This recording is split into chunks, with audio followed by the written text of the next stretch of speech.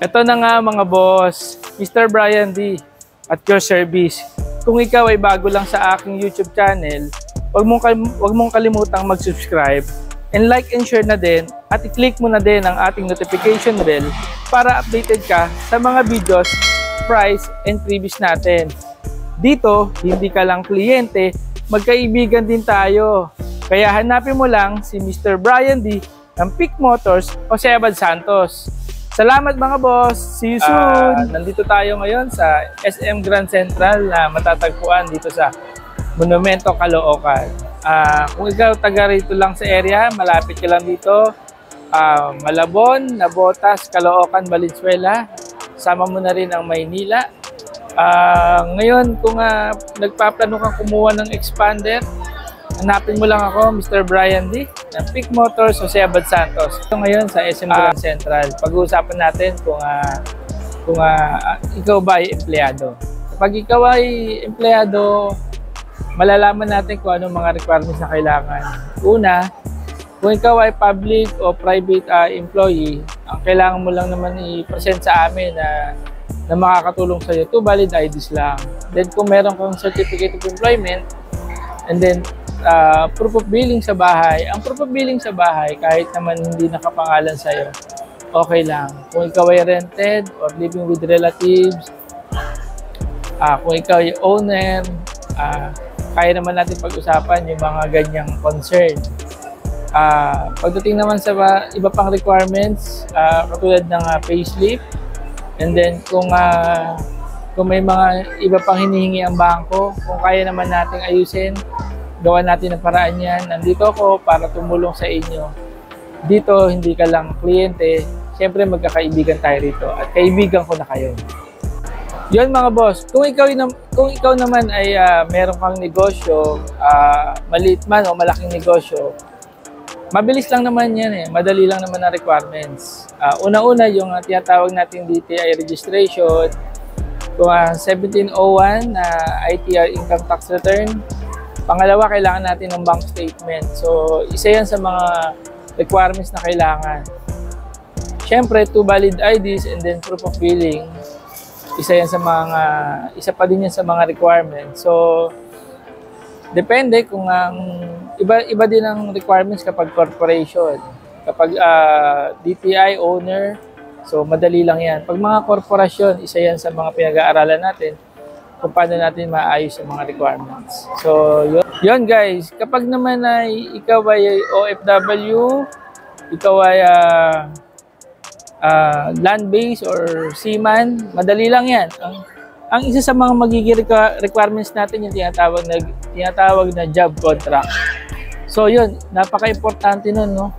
Isa yun sa pinakamahalaga na requirements yung job contract kapag OFW yung co-maker. Then kung single yan, kailangan din yun. Pero basically, kapag mag-a-apply ay yung nandito sa Pilipinas at asawa, kapatid, or magulang yung nasa ibang bansa, kailangan natin dyan yung job contract. Siyempre, kasama na din yun sa requirements yung tinatawag na bank statement with 3 months bank remittances. So, 2 valid IDs, proof of billing, yan yung mga kasama sa mga requirements. Then kung magkakaroon lang naman ng mga additional requirements kapag ang kumukuha dito sa Manila or sa Pilipinas, kapatid na nasa ibang bansa. So dun lang madadagdag yung tinatawag na special power of attorney. Pero depende yun sa bangko. Pero wag nyo na muna isipin yun. Basta ang requirements, yung tinatawag natin job contract. Salamat! Ito mga boss, nandito ulit tayo. No? Tuloy lang natin yung ating pinag-uusapan. No? Magkano ba ang Expander 2023 model?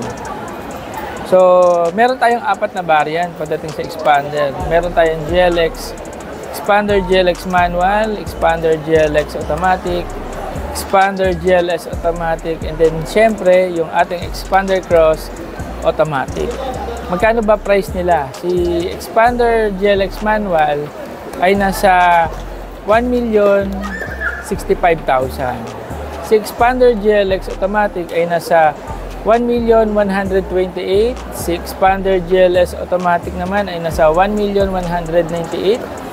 And then ang ating expander cross ay nasa 1,328,000. Itong expander cross natin, ito yung single tone. Kasi meron din tayong expander cross na two-tone. Ito yung ang SRP naman niya ay nasa 1,338,000, nasa 10,000 ang difference. Magkano naman ang down payment ni expander? So, ito yung magandang pag-usapan, yung down payment. Meron tayong mga promo Bawat bangko may mga promo yan. Pero especially with the RCBC, yung ating kaibigan na si Mr. Harry, kapag ang ating down payment kapag RCBC, mababa siya. Pero other banks, paliwanag ko muna sa inyo, no? Kapag na-approve ka sa mga bangko na ibang bangko, hindi RCBC, ang down payment mo sa expander GLX manual, nasa 40 o 40,000. Si GLX automatic naman, nasa 45,000. Si GLS automatic, nasa 59,000. At kapag naman expander cross ay nasa 79,000. And then kapag ito na RCBC. Kapag RCBC approval ka at maganda ang profile mo at ang down payment mo sa expander GLX manual ay nasa 19,000. Si GLX automatic nasa 25,000. Kapag naman si GLS automatic, nasa 39,000. Kapag expander cross, 49,000. So, ang laki pa ng nawalang discount, no? Malaki pa yung nabawas dun sa down payment for other bank. Pero ito pa, meron pa tayong additional promo kay expander cross naman. Kapag si expander cross ang nagustuhan mo at napupusuan mo, meron siyang free 1 month amortization.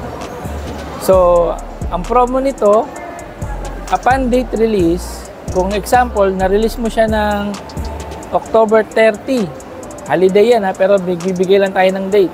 October 30, supposed to be, ang dapat na monthly mo is November 30 na. Pero dahil kay expander cross, libre yung kanyang 1 month amortization, ang bayad mo ay December 30 na. So, yung 1 month, libre yun. Then, may palugid ka pa ulit. So, December 30 ang first due date mo. So, ang mangyari, upon date release, after 2 months pa, yung first due date mo. So, yan ang ating promo. Magkano naman ang monthly nila? Sa monthly natin kay expander GLX manual, nasa 21,792. Si GLX automatic, nasa 23,016 pesos. Si GLS automatic naman, 24,444. Si expander cross na single tone, nasa 27,096 pesos. Itong mga down payment na na-discuss ko at monthly, magkakaroon lang yan ng changes kapag ang kulay na kinuha mo ay kulay white. So, yun mga boss, no? Kapag meron kayong ibang katanungan, wag po kayong mahiyang tumawag diyan sa nakikita nyo sa screen. Mr. Brian D ng Pick Motors o si Abad Santos. Hanapin nyo lang po at tumawag lang dyan. Ready Viber na rin dyan sa mga OFW na nakikinig at na nanonood. Gusto nyo magkaroon ng additional information, pwede kayong tumawag through Viber. Or mag-iwan na rin kayo ng message through FB Messenger. Nandiyan na rin sa screen. Hanapin niyo lang po ako. At maraming salamat mga boss, no?